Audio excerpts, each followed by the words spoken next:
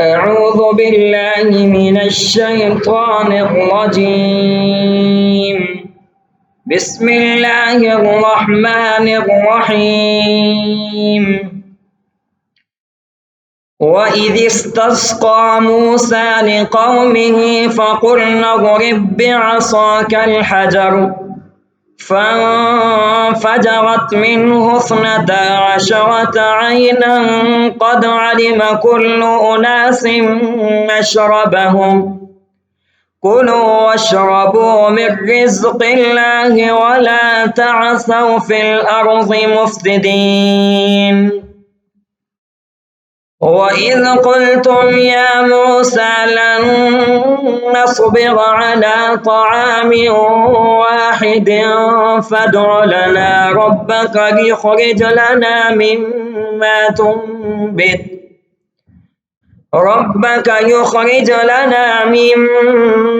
تنبت الأرض من بقلها وقثائها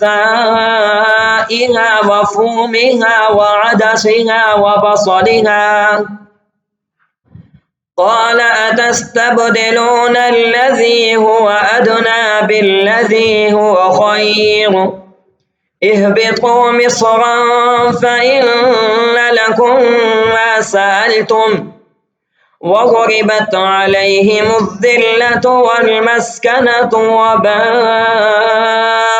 بغضب من الله ذلك بأنهم كانوا يكفرون بآيات الله ويقتلون النبيين بغير الحق ذلك بما عصوا وكانوا يعتدون. إن الذين آمنوا والذين هادوا والنصارى والصابئين من آمن بالله واليوم الآخر وعمل صالحا فلهم أجرهم عند ربهم ولا خوف عليهم ولا هم يحزنون.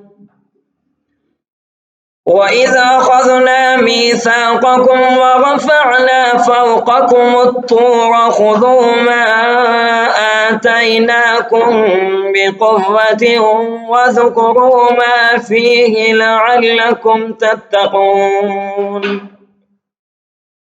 ثم توليتم من بعد ذلك فلولا فضل الله عليكم ورحمته لكنتم من الخاسرين.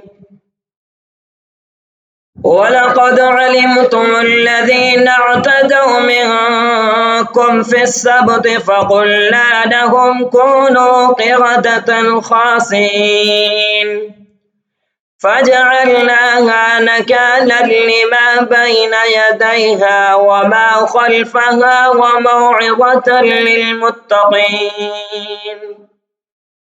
وإذ قال موسى لقومه إن الله يأمركم أن تذبحوا بقرة قالوا أتتخذنا هزوا قال أعوذ بالله أن أكون من الجاهلين. قالوا ادع لنا ربك يبين لنا ما هي قال إنه يقول إنها بقرة لا فارغ ولا بكر عوان بين ذلك فافعلوا ما تؤمرون.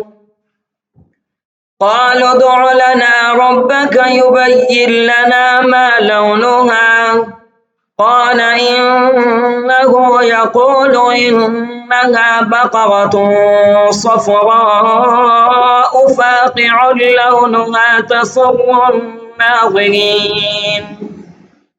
قالوا ادع لنا ربك يبين لنا ما هي إن البقرة شابه علينا وإنا إن شاء الله لمهتدون. قال إنه يقول إنها بقرة لا ذلول تثير الأرض ولا تسقي الحرث مسلمة لا شية فيها. قالوا الآن جئت بالحق فذبحوها وما كادوا يفعلون. صدق الله العظيم.